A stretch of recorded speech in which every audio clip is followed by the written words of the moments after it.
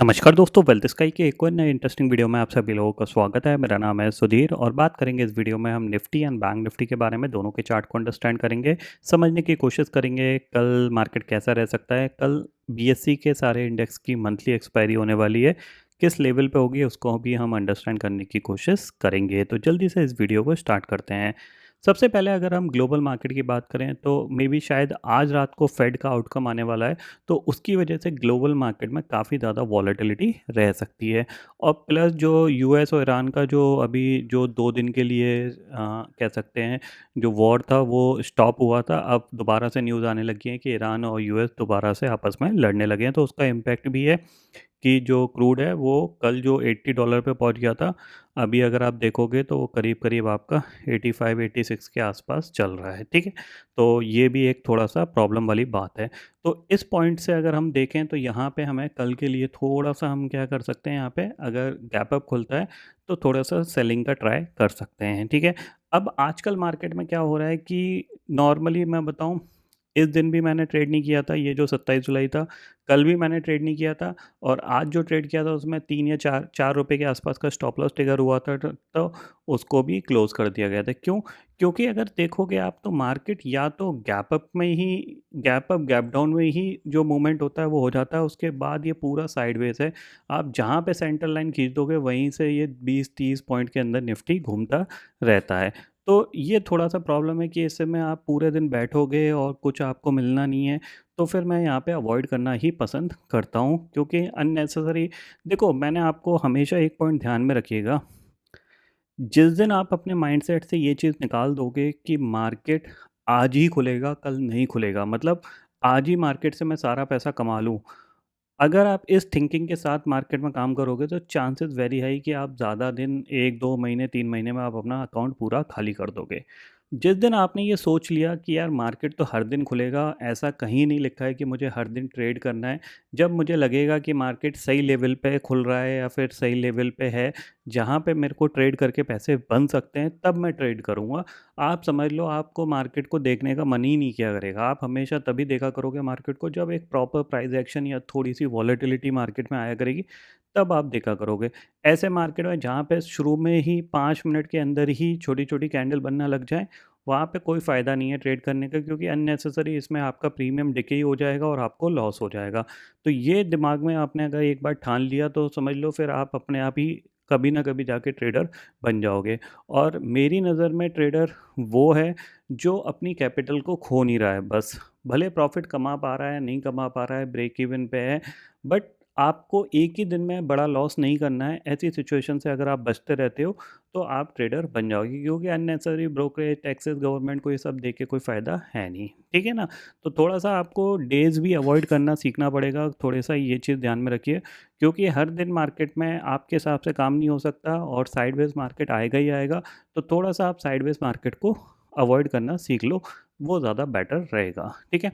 अब कल क्या हो सकता है, तो देखो सिंपल सी चीज़ है, अगर आप देखोगे यहाँ पे निफ्टी में जो 24,200 की जो पुट है वहाँ पे करीब 18 लाख, सॉरी ये है आपका 4 अगस्त की एक्सपायरी है, करीब 92 लाख का ओपन इंटरेस्ट है, कॉल पे कितना है 72 लाख का, और 24,300 पे कोई इतना ज़्यादा ओपन इंटरेस्ट बढ़ा नहीं है। इसका मतलब क्या है, हमारे लिए 24,280 से लेकर 300 का जो जोन होगा ये हमारे लिए एक सेलिंग जोन होगा, वहाँ पे हम शॉर्ट का ट्राई कर सकते हैं। अब क्यों कर सकते हैं उसके पीछे का रीज़न मैं आपको अभी एक्सप्लेन करता हूँ। तो देखो, सबसे पहले निफ्टी की बात कर लेते हैं। तो हमारा ये जो पर्टिकुलर पॉइंट है,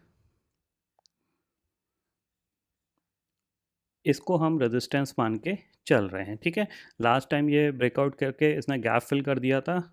अब इस लेवल पे क्यों हम सेलिंग का ट्राई कर रहे हैं, क्योंकि अगर आप देखोगे सेंसेक्स की, अगर आप एक्सपायरी ट्रैक करते हो तो यहाँ पे सेंसेक्स की अभी तक पिछले लास्ट 2 महीने में ऐसी कोई एक्सपायरी नहीं हुई है जो कि 77,500 के ऊपर हुई हो। तो इसी पॉइंट से हम यहाँ पे क्या कर सकते हैं, थोड़ा सा सेलिंग ट्राई कर सकते हैं। अगर ये ऊपर हमें मिलता है 77,800 या फिर 77,900 के आसपास अगर मिलता है, तो हम सेलिंग ट्राई कर सकते हैं। कहाँ तक एक्सपेक्टेशंस रहेगा, वो यही एक्सपेक्टेशंस रहेगा कि 77,400 तक ये आ सकता है, मतलब यहाँ तक तो आ ही सकता है। उसके बाद तो गैप है, अगर ये मतलब कोई भी मान लो नेगेटिव सिनेरियो क्रिएट हो गया, क्रूड मान लो 90 पहुँच गया, तो फिर हो सकता है ये गैप भी फिल कर दे। ये ध्यान में रखिएगा। ठीक है, इतना आपको समझ में आ गया। लास्ट जो सेंसेक्स एक्सपायरी हुई थी वो 77,100 पे हुई थी और उस दिन काफ़ी वॉलेटिलिटी हुई थी। 77,900 से ये एक्सपायरीज हैं जो दिखाई थी 77,100 पे हुई थी।